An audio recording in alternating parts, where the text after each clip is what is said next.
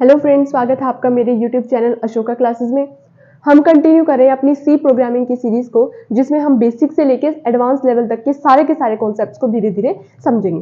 देखिए, last lecture में हमने देखा था कि सी टोकन्स होते क्या हैं। हमने देखा था कि सी टोकन्स वो स्मॉलेस्ट इंडिविजुअल यूनिट होती है, यानी वो छोटी से छोटी इकाई जो किसी प्रोग्राम को बनाने में हेल्प करती है, उसको बोलते हैं सी टोकन। ये बेसिकली 6 पार्ट्स में हम इसको डिवाइड कर देते हैं। First is keyword, identifier, constant, string, special symbol and operator.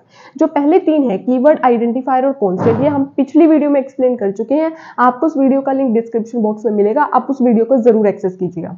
आगे के जो 3 टोकन्स हमारे हैं, स्ट्रिंग्स हो गए, स्पेशल सिंबल एंड ऑपरेटर्स, ये कोई वाइड टॉपिक नहीं है, इनको हम जल्दी जल्दी देख लेते हैं। देखिए, स्ट्रिंग क्या होते हैं।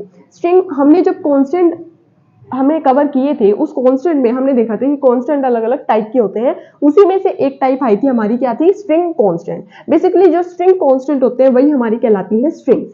स्ट्रिंग कांस्टेंट क्या थे, अगर हम किसी कांस्टेंट की वैल्यू को डबल कोट्स के अंदर लिखते हैं, that is our string constant. String भी सिंपली होता है, अगर मैं कोई भी वैल्यू, मान लीजिए मैंने हेलो लिख दिया डबल कोट्स के अंदर, तो ये हमारा हेलो क्या बन जाएगा, स्ट्रिंग। ठीक है, तो हम कह सकते हैं कि स्ट्रिंग कोई भी तब बनेगा जब हम उस वैल्यू को डबल कोट्स के अंदर लिख देंगे। उसके बाद स्पेशल सिंबल। सी प्रोग्रामिंग के अंदर, सी टोकन्स में हम कुछ सिंबल्स को यूज करते हैं, जैसे कि हम अगर ट्रायंगुलर ब्रैकेट्स को यूज कर ले, हम ब्रेसेस को यूज कर ले। ब्रेसेस का बहुत ज्यादा यूज होता है हमारे, और मैं कह सकती हूँ ऑलमोस्ट हर एक प्रोग्राम में हमारी ब्रेसेस यूज होती है। इसके अंदर ही हमारी फंक्शन या फिर बॉडी लिखी जाती है। उसके बाद ऑपरेटर्स क्या होते हैं। देखिए, जो भी ऑपरेशन हम किसी भी एक्सप्रेशन के ऊपर लगाएंगे, उसके लिए हमें 2 चीजों की जरूरत होती है। First is operand and second is operator. Operand जिसके ऊपर हम फंक्शन अप्लाई करते हैं, एंड ऑपरेटर्स जिसके थ्रू हम अप्लाई करते हैं, जैसे कि प्लस, माइनस, मल्टीप्लाई, डिवाइड, ये सारे हमारे क्या होते हैं, ऑपरेटर। सी प्रोग्रामिंग के अंदर हम अलग अलग ऑपरेटर्स को पढ़ते हैं। इन ऑपरेटर्स के ऊपर एक इंडिविजुअल वीडियो आपको मैं बनाकर दूंगी, जिसमें हर एक जो ऑपरेटर्स है हमारे, उनको हम आगे फर्दर कई पार्ट्स में क्लासिफाई करते हैं, हर एक पार्ट को अच्छे से समझेंगे। तो ये बेसिकली सी टोकन्स है। 6 के 6 मैंने आपको एक बेसिक अंडरस्टैंडिंग बनाने की कोशिश की है कि सी टोकन्स में होता क्या है। मेनली इनमें से जो भी इंपॉर्टेंट होंगे, आगे उनके ऊपर एक इंडिविजुअल वीडियो बनाई जाएगी, लेकिन तब तक आपके लिए इतनी अंडरस्टैंडिंग बहुत है। आज का जो हमारी वीडियो का मेन टॉपिक होगा, दैट इज वेरिएबल्स।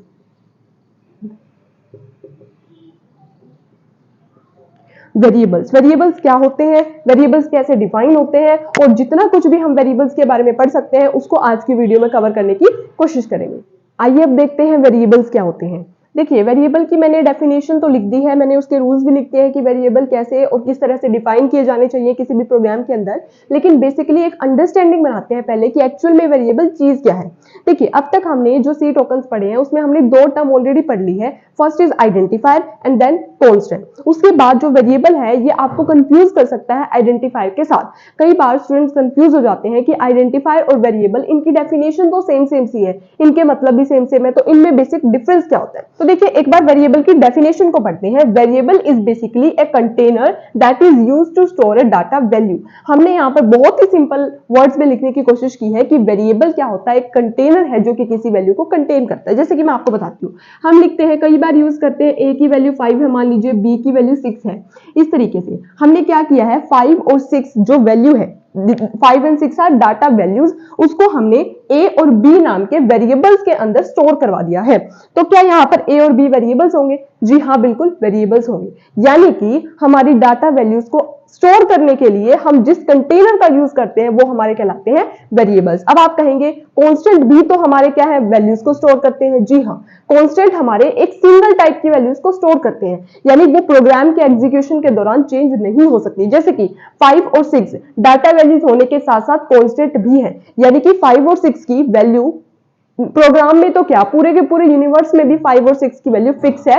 5 हमेशा 5 रहेगा, 6 हमेशा 6 रहेगा। लेकिन क्या ए और बी की वैल्यू फिक्स है? क्या ए हमेशा 5 होता है, बी हमेशा 6 होता है? जी नहीं, अलग अलग प्रोग्राम्स में ए और बी की वैल्यू वेरी कर सकती है। यही नहीं, बल्कि एक ही प्रोग्राम के अंदर हम ए को 5 और क्या पता अगले एग्जीक्यूशन में हम ए की वैल्यू को 6 या 7 ले सकते हैं।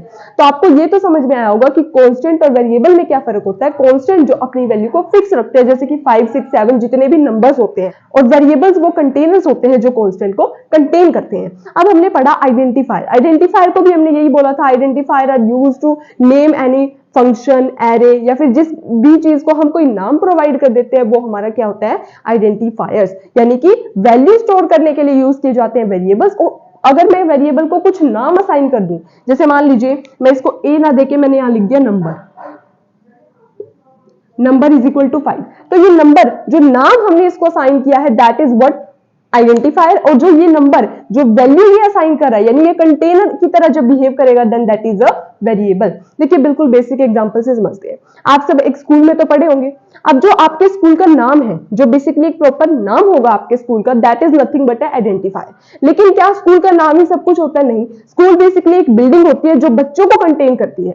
तो वो बच्चे जो स्कूल के अंदर पढ़ते हैं वो हमारी डाटा वैल्यूज है, और जो आपके स्कूल की बिल्डिंग है जो बच्चों को कंटेन करी है that is nothing but a variable. तो स्कूल का नाम हमारा आइडेंटिफायर होगा, स्कूल की बिल्डिंग हमारी वेरिएबल्स होगी, और उसके अंदर पढ़ने वाले बच्चे हमारे क्या होंगे, वो हमारे डाटा वैल्यूज होंगी। और क्या वो बच्चे अगर एक बार एडमिशन हो चुका है तो क्या हर दिन नए बच्चे आएंगे? नहीं, वही बच्चे बार बार रिपीट होते हैं, इसीलिए वो हमेशा क्या रहते हैं, कांस्टेंट। तो बहुत ही रियल लाइफ एग्जांपल से मैंने आपको कांस्टेंट, वेरिएबल और आइडेंटिफायर समझाने की कोशिश की है। उम्मीद है आपको समझ में आया होगा। आइडेंटिफायर कुछ नहीं होते, बस वो एक नाम होते हैं। उसके बाद देखिए variable is basically a container that is used to store data values। उसके बाद a variable may take different values at different time during execution, यानी कि variables की वैल्यू फिक्स नहीं होती, वो एक ही प्रोग्राम में एक से ज्यादा वैल्यू कंटेन कर सकते हैं। उसके बाद कुछ रूल्स होते हैं वेरिएबल को लिखने के, जैसे हमने देखा था कि जो आइडेंटिफायर्स होते हैं या फिर कॉन्स्टेंट होते हैं उनको लिखने के कुछ रूल्स होते हैं, ऐसे ही वेरिएबल्स के भी कुछ रूल है। Variable must begin with a letter, एक लेटर से शुरू होना चाहिए। देखिए सबसे पहले समझिए वेरिएबल बनता किन किन चीजों से है। सबसे पहले लेटर्स, वो ए टू जेड भी हो सकते हैं या फिर capital A to capital Z भी हो सकते हैं। नंबर 1 या फिर मैं कहूं 0 to 9 नंबर, और एक जो इन सबके साथ यूज किया जाता है दैट इज अंडरस्कोर। ये चार चीजें ही हमारे कंटेन कर सकते हैं वेरिएबल। इनके अलावा अगर हम कोई और सिंबल वेरिएबल के साथ डालना चाहे तो वो इनवैलिड वेरिएबल माना जाएगा। देखिए must begin with the letter, letter से शुरू होना चाहिए, नंबर से शुरू होगा तो वो एक वेरिएबल नहीं होगा। कुछ हमारे सी प्रोग्रामिंग के कंपाइलर जो है वो अंडरस्कोर से शुरू होने वाले वेरिएबल को भी वैलिड मानते हैं।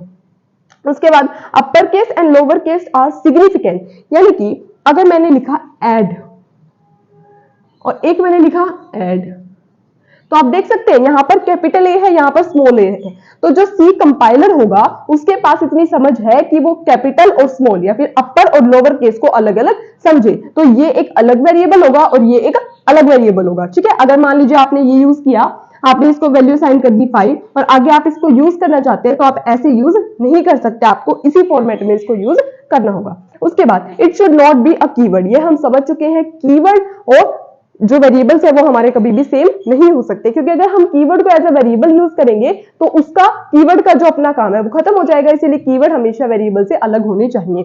उसके बाद white space is not allowed, space नहीं दे सकते। मान लीजिए मैंने ऐड ही बनाया तो क्या मैं स्पेस देकर ऐसे, इज दिस अ, यहाँ पर ये अंडरस्कोर नहीं, ये स्पेस होगा, is this a valid variable or not, नहीं ये वैलिड नहीं होगा क्योंकि यहाँ पर स्पेस है जो कि हमारे वेरिएबल्स में अलाउ नहीं होता है। तो ये कुछ बेसिक से रूल है जो हमें वेरिएबल का नाम जब भी हम लिखते हैं प्रोग्राम के अंदर, कोई भी वैल्यू हम वेरिएबल्स को असाइन करवाते हैं तो ये रूल्स ध्यान में रखकर ही हमें वेरिएबल्स को बनाना चाहिए। जैसे कि ये सब मैंने आपको दिखाया, this is a valid variable, this is a invalid variable. इससे मैं आपसे क्वेश्चन पूछती हूँ, क्या 1 2 3 ए ये हमारा एक वैलिड वेरिएबल है? नहीं, क्योंकि ये हमें डिजिट से शुरू होता दिख रहा है, लेकिन डिजिट से हमारे वेरिएबल शुरू नहीं हो सकते। उसके बाद a%002 is this a valid identifier और we can say is this a valid variable or not? नहीं, क्योंकि यहाँ पर ये भले ही एक कैरेक्टर से शुरू हुआ हो, इसके अंदर डिजिट्स है, कैरेक्टर है, लेकिन यहाँ पर आप देखेंगे इसके अंदर एक एक्स्ट्रा सिंबल आ गया जिसको हमारे वेरिएबल्स अलो नहीं करते, वो सिर्फ एक ही सिंबल को अलो करते हैं, दैट इज ओनली अंडरस्कोर। और अंडरस्कोर भी अगर शुरू में होगा तो कई कई कंपाइलर उसको एज अ वेरिएबल ट्रीट नहीं करते। तो ये कुछ बेसिक से रूल है हमारे वेरिएबल्स के। आइए अब जानते हैं वेरिएबल्स की डिक्लेरेशन के बारे में। डिक्लेरेशन ऑफ वेरिएबल्स का मतलब है कि अगर हम किसी वेरिएबल को अपने प्रोग्राम में यूज करना चाहते हैं तो उससे पहले हमें प्रोग्राम में उसको डिक्लेयर करना होगा, उसको एक स्टेटमेंट के रूप में लिखना होगा। अब उसको लिखने के लिए ऐसा नहीं है हम सीधा वेरिएबल का नाम लिख देंगे और हमारा काम हो जाएगा, इसके लिए प्रॉपर एक सिंटेक्स होता है जो हमें फॉलो करना होता है। देखिए एक वेरिएबल को जब भी हम डिक्लेयर करते हैं तो वो वेरिएबल हमें सिर्फ नाम नहीं बताता वेरिएबल का, बल्कि दो चीजें बताता है। फर्स्ट ऑफ ऑल नाम तो बताता ही है कि वेरिएबल का नाम क्या होगा, कुछ भी हो सकता है, हमारा जो भी हम अमाउंट हो सकता है, बैंक हो सकता है, बैलेंस हो सकता है, कुछ भी हमारा वेरिएबल का नाम हो सकता है, लेकिन वो वैलिड होना चाहिए। और वैलिड क्या होता है वो हमने अभी डिस्कस किया था। उसके बाद दूसरा वो बताता है टाइप, यानी हमें पता है वेरिएबल एक कंटेनर है जो अपने अंदर डाटा को स्टोर करता है, लेकिन वेरिएबल को ये भी बताना होगा कि वो किस टाइप के डाटा को अपने अंदर स्टोर करेगा। तो हमें बेसिकली दो चीजें बतानी होगी जब हम वेरिएबल को डिक्लेयर करेंगे। उसका सिंटेक्स क्या होगा, सबसे पहले हम बताएंगे उसकी डाटा टाइप को। डाटा टाइप क्या होता है ये शायद आपको भी समझ में नहीं आएगा, जो हमारी नेक्स्ट वीडियो होगी वो डाटा टाइप्स के ऊपर ही होगी, पर आपको भी समझना है कि जिस टाइप की वैल्यू हम वेरिएबल्स के अंदर स्टोर करते हैं उसका जो टाइप होगा उसको हम डाटा टाइप बोलते हैं। उसके बाद हम लिख देंगे वेरिएबल्स के नाम, वेरिएबल का जो भी हम नाम उसके अंदर स्टोर करना चाहते हैं। देख लीजिए, बाद में हमें सेमीकोलन लगाना होगा। ये मैंने आपको जब बेसिक एक प्रोग्राम की वीडियो बनाई थी उसमें ये चीज क्लियर की थी कि सेमीकोलन के बिना सी प्रोग्राम कभी भी एग्जीक्यूट नहीं होगा। डाटा टाइप, मान लीजिए इंटीजर टाइप का हम कोई वेरिएबल बनाना चाहते हैं इंट, उसके बाद हम वेरिएबल का कुछ भी नाम लिख सकते हैं। अभी आपको बताया, मान लीजिए मैंने बना दिया अमाउंट, उसके बाद लगा दिया सेमीकोलन। तो जो अमाउंट नाम का हमने वेरिएबल बनाया है उसके अंदर हम जो भी वैल्यू स्टोर करेंगे वो हमेशा इंटीजर होनी चाहिए। और जरूरी नहीं है कि हम एक ही वेरिएबल एक बार में डिस्कस कर सके। इसके साथ मान लीजिए मैं अमाउंट के अलावा ए, बी और सी, मैंने तीन वेरिएबल्स को एक साथ डिक्लेयर कर दिया, यानी ए, बी, सी जो तीन वेरिएबल्स होंगे वो हमारे इंटीजर टाइप के डाटा को अपने अंदर स्टोर करेंगे। तो आई होप आपको डिक्लेरेशन समझ में आया होगा, वो हमें डाटा टाइप और वेरिएबल का नाम बताते हैं। उसके बाद असाइनिंग वैल्यूज टू वेरिएबल। अब जब हमने ये वेरिएबल्स यहाँ पे डिक्लेयर कर दिए हैं, उसके बाद इनको वैल्यूज असाइन करने के लिए भी हमें प्रॉपर एक सिंटेक्स को फॉलो करना होगा। वो कुछ ज्यादा लंबी बात नहीं है। उसमें क्या है हमारे पास, देखिए सबसे पहले आपको लिखना होगा वेरिएबल का नाम जो, और उससे पहले आपको एक बात याद रखनी है कि असाइन करने से वैल्यू को पहले आपको उसको डिक्लेयर करना जरूरी है, क्योंकि प्रोग्राम में जब वेरिएबल्स डिक्लेयर होंगे उसके बाद ही हम उसको वैल्यू असाइन कर सकते हैं। अब देखिए वेरिएबल का नाम और इज इक्वल टू जो भी हम उसके अंदर वैल्यू स्टोर करना चाहते हैं वो उसके अंदर वैल्यू रख देंगे। मान लीजिए वेरिएबल का नाम हमने यहां से ए लिया है, ए इज इक्वल टू 90, क्या ये वैलिड होगा? जी हाँ, बिल्कुल हो गया। अभी हमने डिक्लेयर किया है कि जो इंटीजर टाइप की वैल्यूज है वो ए के अंदर स्टोर हो सकती हैं, तो हमने यहाँ पर ए को 90 क्या किया, असाइन कर दिया। उसके बाद क्या a इज इक्वल टू 52.6 ये वैलिड होगा? जी नहीं, क्योंकि यहां पर अभी हमने ऊपर डिक्लेयर किया है ए, बी, सी ये तीनों वेरिएबल्स इंटीजर टाइप की वैल्यू को ही अपने अंदर एंटर करेंगे, इसलिए यहां पर जो ये वैल्यू है इंटीजर नहीं है, ये फ्लोट है, या मैं कह सकती हूँ डेसिमल है। ये जो भी डाटा टाइप्स होते हैं, जितने भी टाइप के होते हैं, ये हमारी नेक्स्ट वीडियो में डिस्कस होंगे, बट अभी आपको समझना है कि ये अपने अंदर सिर्फ इंटीजर वैल्यूज को ही स्टोर करवा सकता है। तो बेसिकली हमने समझा कि डिक्लेरेशन क्या होती है वेरिएबल्स की और वेरिएबल की वैल्यू असाइन कैसे की जाती है। वेरिएबल्स क्या होते हैं, एक बेसिक अंडरस्टैंडिंग हमने उसके ली। उसके बाद वेरिएबल्स वैलिड कौन से होंगे, इनवैलिड कौन से होंगे, वो भी हमने समझा। मेन बात आपको याद रखनी है कि जो वेरिएबल है वो कीवर्ड, वो हमारा कीवर्ड नहीं होना चाहिए, बाकी हम उसका कुछ भी नाम रख सकते हैं। उसको भी नाम रखते समय हमें बातों का ध्यान रखना है कि जो वैल्यू जिस टाइप का डाटा हम उसके अंदर रखेंगे उसको हमें पहले ही बताना होगा। आगे जब हम वैल्यू असाइन करेंगे तो उसी टाइप की वैल्यू उसके अंदर असाइन हो सकती है। आई होप आपको वेरिएबल्स की वीडियो अच्छी लगी होगी, पसंद आई होगी। वेरिएबल्स के जितने भी बेसिक कॉन्सेप्ट है वो मैंने आपके साथ शेयर किए हैं। जो हमारी नेक्स्ट वीडियो होगी वो डाटा टाइप्स के ऊपर होगी, और ऐसे ही हम अपने सी प्रोग्रामिंग की सीरीज को कंटिन्यू करेंगे। अगर आपको वीडियो पसंद आई है तो एक लाइक जरूर कीजिएगा, और ऐसी ही वीडियोस के लिए मेरे चैनल को सब्सक्राइब कीजिएगा। Thank you.